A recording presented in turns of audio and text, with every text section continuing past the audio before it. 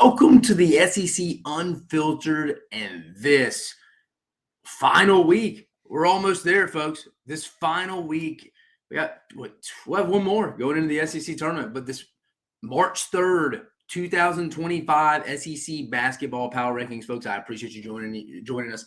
I am Dave Shumate, your head college basketball analyst here. But before we get started right into it, this power ranking segment is brought to you by our proud title sponsor, FANDUEL. Visit FANDUEL.com/SECU to join today and get started with $150 in bonus bets when you win your first $5 bet. Let's get right into it, folks. Let's don't sugarcoat it. Let's pull it up. Let's start 16 through 1. You know how we do here, folks.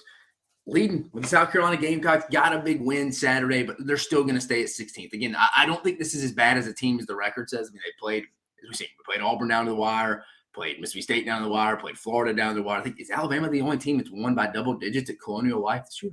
I think that's right, just off the top of my head. But the Gamecocks 12-17, 2-14 in league play, 88th in net. Somebody's got to be 16th. Next, as you can see, the LSU Tigers coming in at 14-15, 3-13. It's not a great net ranking either overall. I mean, 82nd? Again, somebody's got to be 15th. Again, I don't think LSU's as bad as the record says. The league's just really good this year, folks. I mean, it is what it is. But somebody's got to be 16th. Someone's got to be 15th. This is where it gets interesting. This is where it starts to get a little interesting, guys. The Texas Longhorns coming in at 14th. Rough week with the loss to Arkansas, and then going to getting it taken. I mean, and Georgia taking care of you. I mean, 16-13, 5-11, net 46th. I mean, they got by South Carolina too, just like Arkansas did on Saturday. Texas, rough week. I don't know if they're going to make the tournament. I really have a hard time seeing them making the tournament, if I'm being completely honest with you here. They got to win both. Mississippi State and Oklahoma. I think this works itself out. I hate saying this, Texas fans. I think it works itself out on Tuesday. I think Mississippi State gets the dub and Texas is out. But, man, I would have said about a week and a half, 2 weeks ago, I'd have felt probably swap places with Georgia and Texas. And now Georgia's feeling pretty good. But Texas coming in at 14th. The Oklahoma Sooners coming in at 13th. Remember, they were one of 3 teams, along with Florida and Tennessee, rolling into conference play undefeated. Texas, Oklahoma, 17-12. Sorry, Oklahoma fans. 4-12. In conference play, 53rd in net rankings, and I apologize for saying Texas instead, but they're done with the loss to Ole Miss. And I didn't think that was a poorly played basketball game, honestly. It's just you're not going to get to 7 wins. I think that was the barometer to get in. They had some good wins in non-con, but you have to win some games in conference play. I don't care how good the league is. Sooners sitting in 13, not feeling great. 12th, Arkansas Razorbacks after a tough loss, horrific performance in Columbia, South Carolina on Saturday. 17-12, 6-10, 47th in the net rankings. What do we think here? I mean, what do we think? Can Arkansas, can they get one more conference win? Can they do it? If they got 2, they're in. They play at Vandy on Tuesday and host Mississippi State. They could win 2 of those. They could go undefeated. They could win 2 of those or go 0-2. Sorry. 1-1. I lean going 0-2 closer than I do 2-0 though. But massive games coming up for Arkansas. Got to get to 7 just to be entertained. If you get 1, if you go 1-2, you could do some damage. You could get some work done in Nashville the next week. I really think so. So Arkansas sitting there at 12 for me. So again, not too upset about that one. Then you got Georgia coming in at number 11th, playing really good basketball this week. Did anyone have a better week than the Georgia Bulldogs and Mike White? You take care of business against Florida. I know you blew a 26-point lead, but you did win the game. In the win column, you got to win. And then you probably had your best overall performance, especially offensively, when you factor in offensive rebounds, getting fouled late in the shot clock. Georgia had a hell of a week. They still check in at 10. I feel pretty good about them making the NCAA tournament. I think they got to get another win, but they're 18-11, 6-10, get to that 7-win mark in conference play. They still got that big St. John's win that's helping them. They beat Kentucky, beat Florida. They have some good wins under their belt, and they currently sit 33rd in the net rankings for Georgia this week. I think they just need to get one more, and it's got to start at Colonial Life. I think best thing can happen for Mike White is he can go look and point at Arkansas, getting it. South Carolina getting after them on Saturday. It's like, hey, if we don't come in focused, that can happen to us. They played really well at home this year outside of the Alabama game. I mean, even against Auburn, who's already wrapped up the league. Number 10, the Ole Miss Rebels, folks. The Ole Miss Rebels coming in at number 10. 20, like I mentioned, 20-9, 9-7, 28th in the net.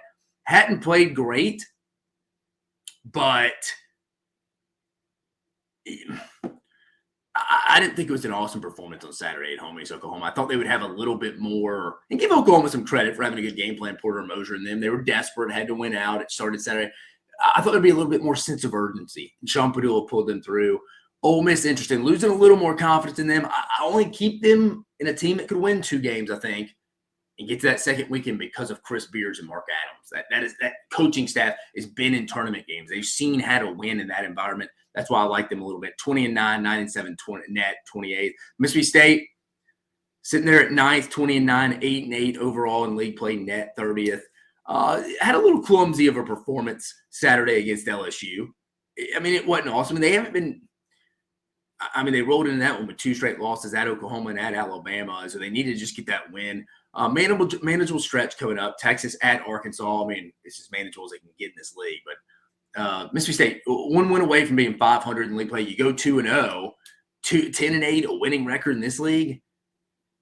You'd be sitting at that 5 seed, I think, right there. Again, Mississippi State a couple of weeks ago, we were sitting there. Maybe they get a 3 seed, but no, they kind of faltered. But I think if they go 2-0 down that stretch, beat Texas, beat Arkansas, I think you can get in that 5 seed range. Absolutely. Next, we got the 8th, coming in 8th, the Kentucky Wildcats, moving up some spots there. Even in a loss, I still like the fight at times. Again, you can move these teams from, I mean, really, if you want to be honest, like these teams like 6 through 10 sometimes, even Vanderbilt as well as they played. Like, you could flip a coin on a given day. I mean, you could flip-flop those. I mean, you could have Vanderbilt at 10th and Ole Miss at 6 one week. I mean, it is amazing. And that's one of the storylines to finish the year is, like, where does that shake up at? But Kentucky coming in 19-10, 8-8, coming off a loss to Auburn, 15th in the net. Easily could have went 0-2 this past week. They beat Oklahoma. Otega Oweh late, had a big shot there. I mean, Kentucky just got to get healthy. I mean, they said Jackson Robinson out for the year. Kirk Reese's not coming back. I feel like we've known that. And then Lamont Butler, you're just one taking on a screen, running through a screen, re-aggravating, re-separating that shoulder. I think it was his left one. And, man, you're playing Travis Perry and the boys regularly. So, I mean, it's just injury-filled this year. Mark Pope's done a hell of a job this year. They have phenomenal wins. But, yeah, just injury-riddled team for the most part there.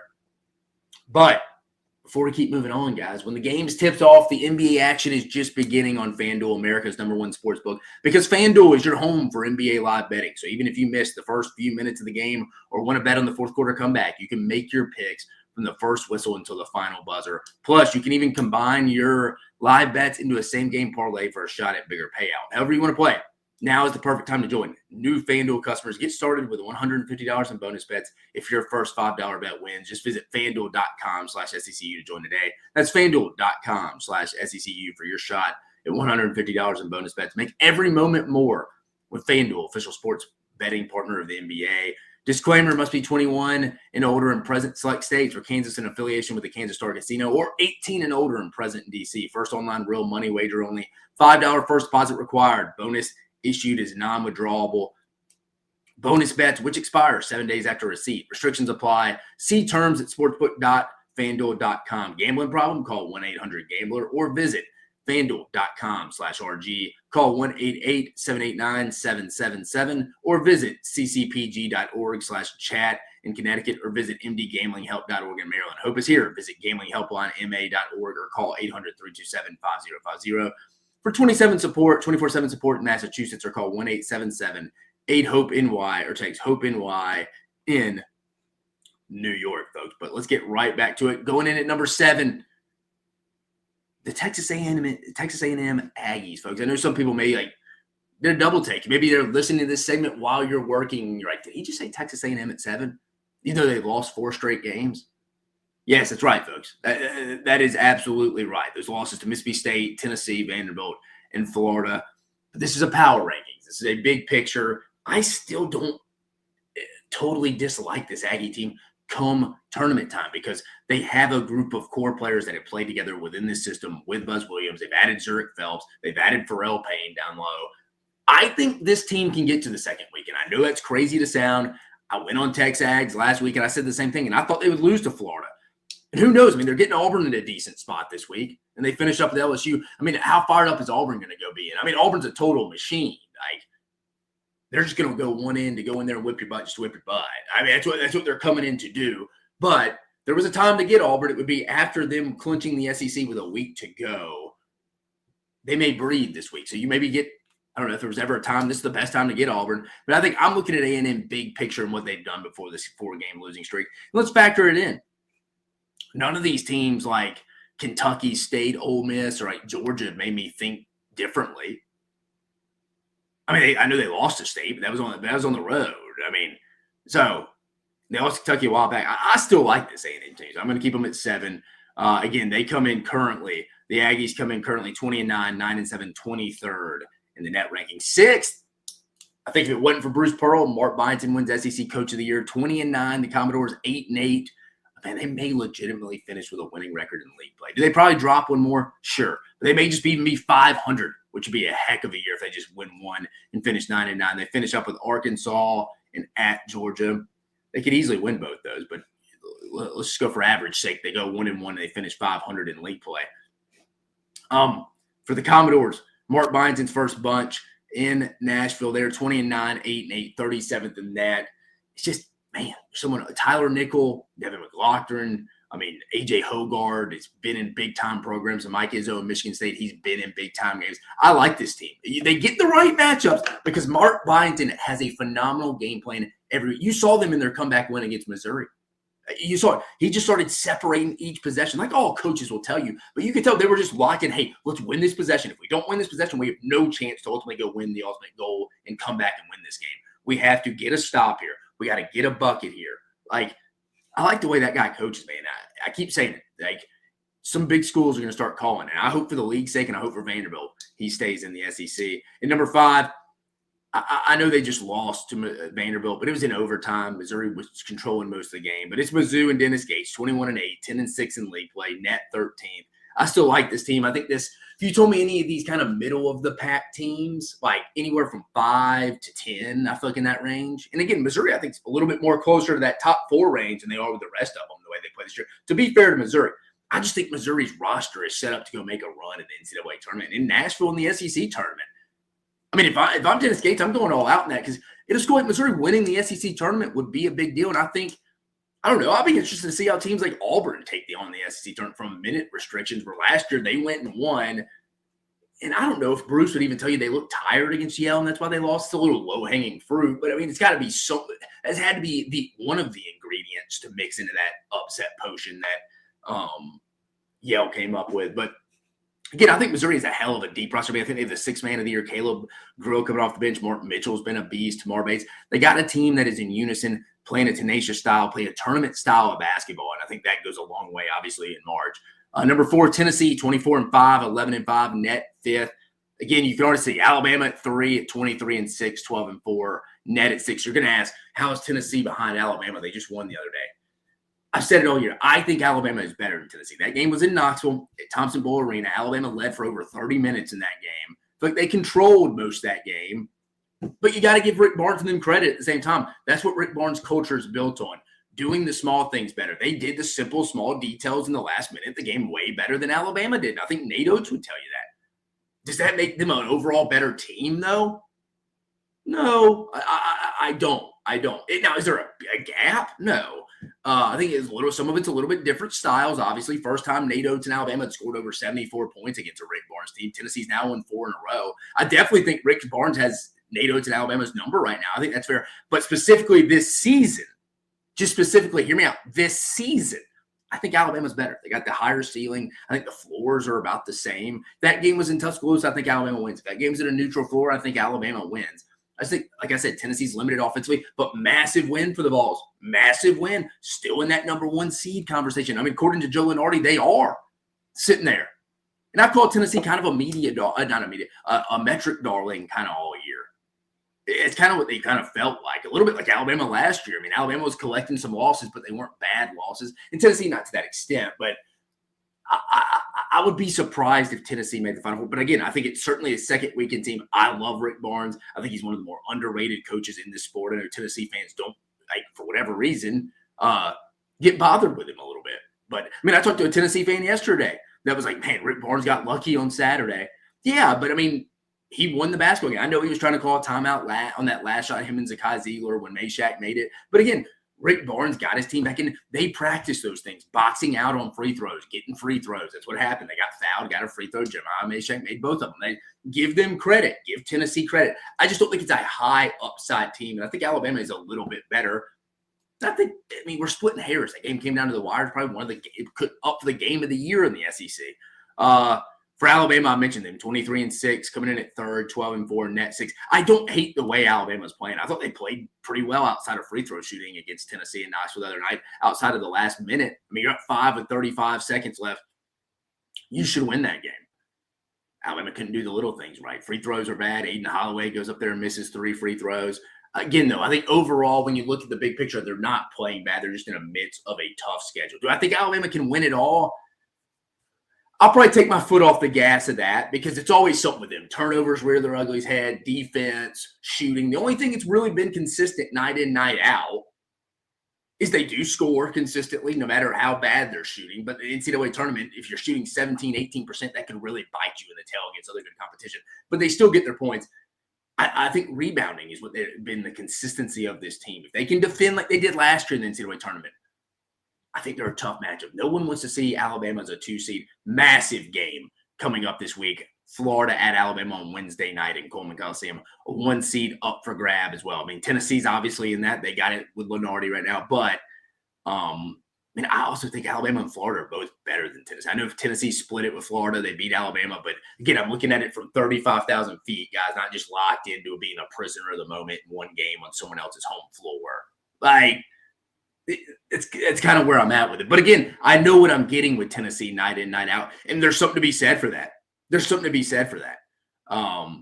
tough. They're going to defend. They're going to rebound. They're going to do the little things right. That wins. That goes a long way. I just don't think that's Final Four national title contender this year. They need a little bit more. They need a bucket getter, similar to what they had, obviously, in Dalton Connect last year. Anyone would take him back next year.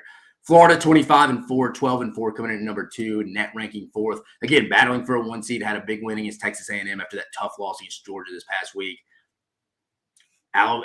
They go to Tuscaloosa. I mean, Todd Golden said it in his post-game press conference. That's the biggest. I mean, it's the biggest game of the midweek. 1 seed on the line. Loser is definitely out. Of that conversation. I mean, probably if you're Tennessee, looking up at the 4th spot, they probably want Alabama to win that game. Just because I think Florida, if Florida were to beat Alabama and Florida were to go take care of business on Saturday against Ole Miss at home, I think Florida would get the nod as the 1 seed over Tennessee, if I'm being honest. But it's interesting if Alabama wins that because we have a lot of everybody beat everybody. I mean, Alabama and Tennessee played once. Tennessee won that game. Alabama would have beaten Florida, and Tennessee and Florida would have split this year. So that'll be maybe we're going into Nashville at that point. Alabama would go to Auburn that next week, but I don't know if the committee's going to penalize them on Saturday losing at Auburn. Tennessee's got South Carolina at home. That's not going to move the needle a ton. And then Florida hosts Ole Miss. So that's something to watch there. Those 3 teams at 1 seed. Maybe we go to Nashville with some 1 seed implications on the line there. Maybe they just go who finishes higher in the standings. Tennessee's got the easier schedule left, so that should benefit them. And then number 1, obviously, folks, the Auburn Tigers. I mean, they already clinched the SEC regular season on Saturday with a win in Rupp, and Alabama's loss to Tennessee in Knoxville. The Tigers sit at 27-2, 15-1, first in the net rankings. I mean, there's not much more to say, guys. I mean, they've been by far the best team, not only the SEC this year consistently, I think, in the country. I know they lost to Duke at Cameron Indoor in Durham. Similar point to Alabama, Tennessee. I think Auburn's better than Duke. Auburn lost a close game at Duke in Cameron Indoor. Very similar to Alabama. So I think that take from that, if you're listening to this video and getting a little like, hey, I don't understand that. Again, you looked up from working your Excel sheet, running whatever formula on, you're like, what is this guy talking about? But no, I think Auburn's been by far the best team in college basketball this year. Now, will they win it all? I mean, 6 games, a single elimination. It's a crapshoot, folks. But I think they have been the most consistent team throughout the regular season. They deserve this SEC regular season. Hell of a job. Master motivator by Bruce Pearl and them clinching the 2025 SEC regular season championship on Saturday. As they got back into Auburn, went right to Toomer's Corner to roll it as the Alabama-Tennessee game ended with Jeremiah Meshack hitting that half-court shot. So Auburn, your 2025 SEC regular season champions. I mean, they love to hear national champions. come April in San Antonio, guys. But that's our second to last one, March 2nd, 2025 SEC basketball power rankings, guys. Remember, this power rankings were brought to you by our buddies and our proud title sponsor, FanDuel. Visit FanDuel.com/SECU to join today and get started with $150 in bonus bets when you win your first $5 bet, guys. Go like, subscribe, hit that notification bell, guys. All the SEC basketball action coming at you. It's March, folks. There's no better time of year. We got 1 week left in the regular season. We're in Nashville next week. NCAA tournament starts Selection Sunday, guys. We're just over. We're just about 2 weeks out, 2 weeks from yesterday. But, guys, for Dave Shumate, your lead college basketball analyst here at the SEC Unfiltered channel, I hope you have a great rest of your week.